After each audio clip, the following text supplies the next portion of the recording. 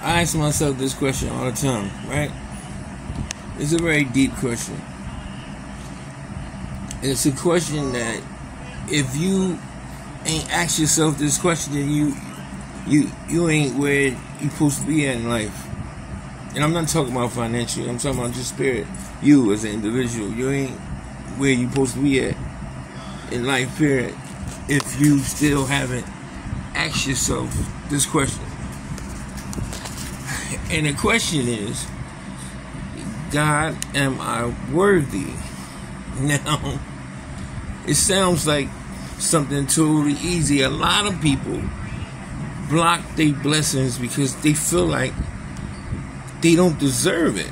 How can I be blessed in that manner, man? I remember when I was 12. I remember when I was 13. I remember when I was in the world. I remember when how many women I slept with before I got married. I remember all this, and then you start the more you tell yourself those things, the more you start to believe that where you're at in your life, where you are at this particular time, that this is the only thing that you deserve. Therefore, you don't go and try to explore or try to gain all the blessings that you can possibly have. So you end up one day when you in your feelings and you feel like you done ran out of everyone to blame, you start blaming God. Well, maybe if I would have did what I was supposed to do, or maybe if I'd have had somebody else to come along and help me out, and maybe if I, without blaming the real person, you are the person that should blame itself for its problems or its lack of. Because the bottom line is that if you took half of the energy that you took in the world, then you will be able to rule the world. Now, what world am I talking about? It's obviously stated in the Bible, the Quran, the Torah, the Gospels, that it instructs us not to be of this world. So I'm not saying this world, I'm saying this world. Your house, where you go, rest your head at, where you sleep at, the people that depend on you. If you conquer that world, you will be able to rule your world. And I say that because there's a lot of men running around, a lot of women running around, even don't understand the concept of ruling or take advantage of it to the point where not only you are despised, but any ruler is despised, because now the world or the devil has a reason to tell someone who is in need of a king, or a brother who's in need of a queen, oh no, you don't want that, man. Remember last time you had one of them telling you what to do, doing this, doing that, when in actuality, if someone loves you, they're not telling you what to do. They are basically really trying to stop you from doing something stupid. But you're so used to the norm. People, yeah, girl, this joint almost gone, let's go get another bottle. And the whole time, you never paying attention that you're the only person who has went in his pocket or her pocket the whole time. And you look around, it's people more drunk or high or whatever than you. And these motherfuckers ain't pay for nothing. That's just the reality of it, man. See, I had to forgive myself, and I still ain't done. There's some things I must come to terms with. And there's some things that I got hope that will reverse themselves.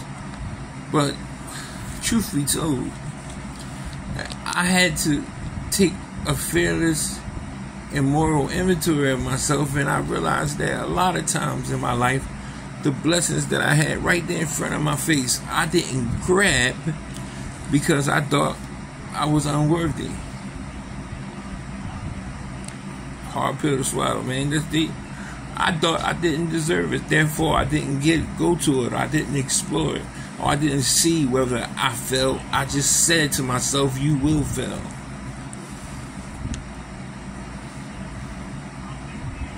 And the first time that I actually done it, it made me feel even less. See, because what you don't know is that when a building gets to a point where it's decayed or it's at the point of no return, they send in a squad called the Demolition Squad, and what they basically do is go in there and rip everything old out, the walls, everything. See, some of y'all is stopping work permits from going through, and y'all stopping God from breaking you down to your foundation. Therefore, a right foundation, a sturdy foundation, a foundation that's in code can be implanted into your life. Therefore, everything that you build from that. But in order for that to happen, you have to be broken. You have to be broken. And a lot of us curse the breaking. Like, no, the only reason I enjoy peace, the only reason that I enjoy me not looking behind my back or worrying about the cops, the only reason why I do these things is because I had to get broken. I had to get broken. I had to have everything took from me. And then you talk about worthy. I mean, let me say something that's totally funny, but it's very disrespectful intellectually. For all of the holier thous and people who are responsible for God's creation, they was next door and they heard Mary going into labor and came outside. No, you were not there. And as that man, that prophet, the Son of God, as he was born and raised and did all that, he came to a point where, and God is the only person that understands the point, but he got to a point where he understood. And what I mean by that is, every single time I talk to somebody who's like one of them holier thous, first of all, they underestimate me because of what I have on, whatever, but I asked them a question. Who was God's companions, disciples? Prophet Muhammad, may the peace and blessings of Allah be upon him. Who was his companions? Did he have the guy who walked in the street and picked up cans, or went to work behind his cubicle? No. Why do you think everybody who hung around Jesus was a sinner until he reverted them? Like, why do you thought he picked sinners? That's because he came here for sinners. He did not come in for the holy or thou or the righteous, whatever. Prophet Muhammad, may peace and blessings of Allah be upon him. They said one of his companions was so into Allah subhanahu wa ta'ala and the deen of Islam that the devil, Satan, jinns will cross the street when they see him coming. These was not ordinary men, and they sure enough wasn't angels.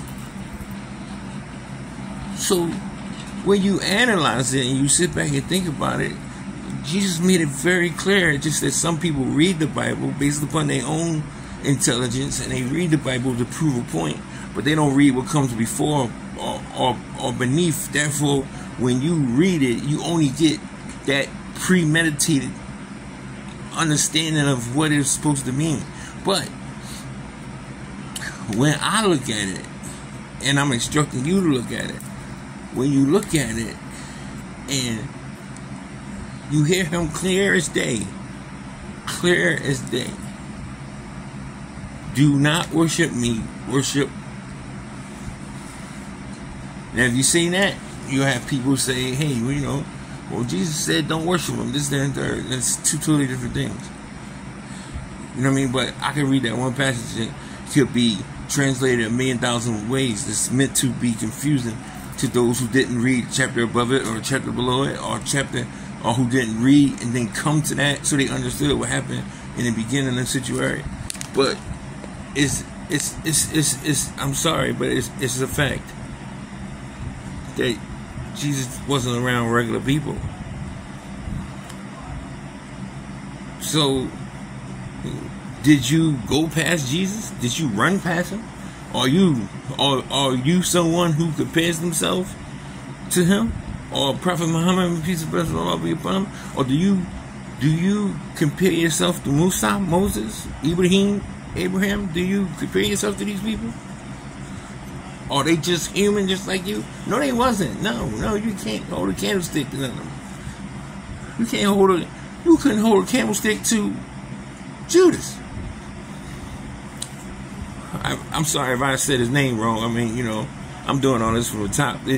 For the 40 silvers who hung himself, you couldn't touch him because he was actually in the presence. He actually seen him when he ate, when he cooked.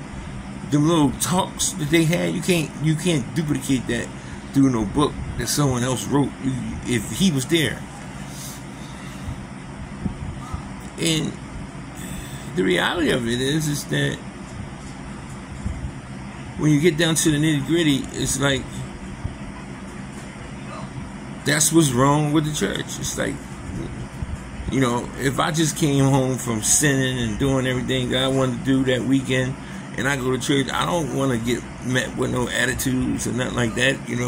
I promised this girl that I'm going to go with her. So, I got a hangover. I'm drinking ginger ale, sneaking, drinking, got the glass cup, got the bottle of water, all the hangover.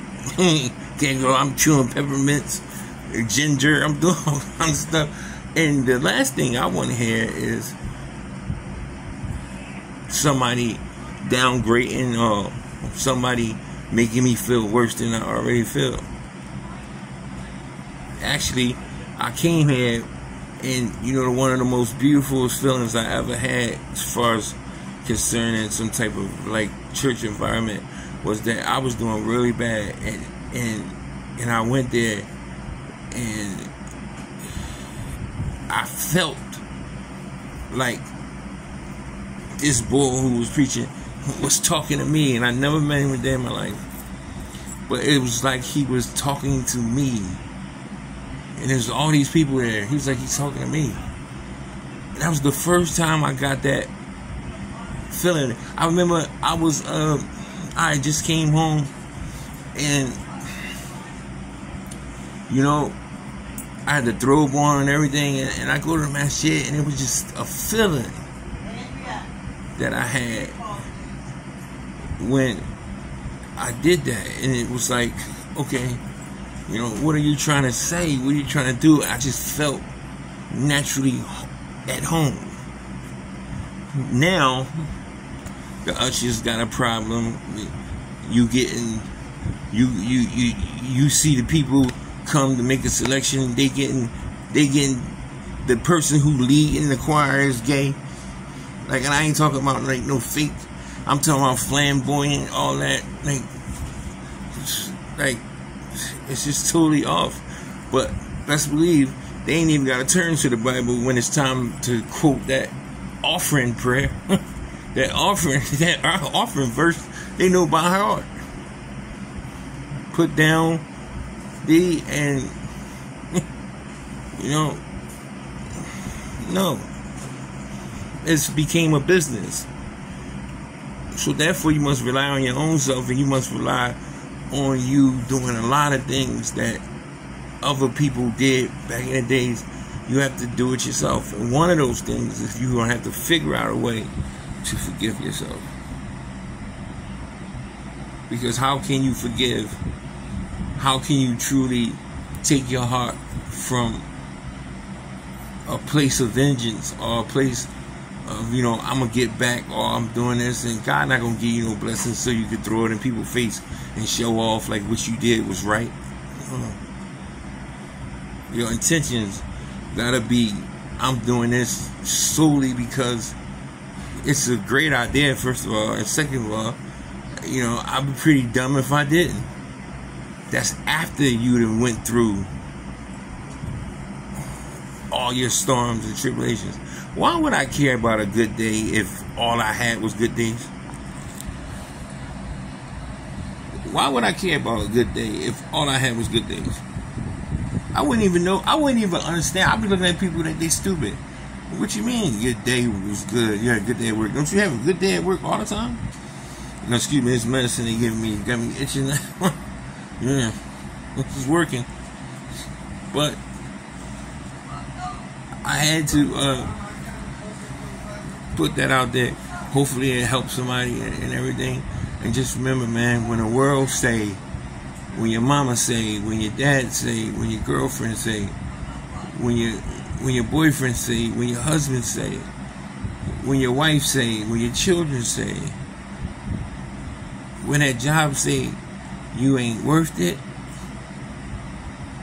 once you get your life together and you try to be the best person and your intentions are pure, then you will start to realize the question you should be asking is, why not me?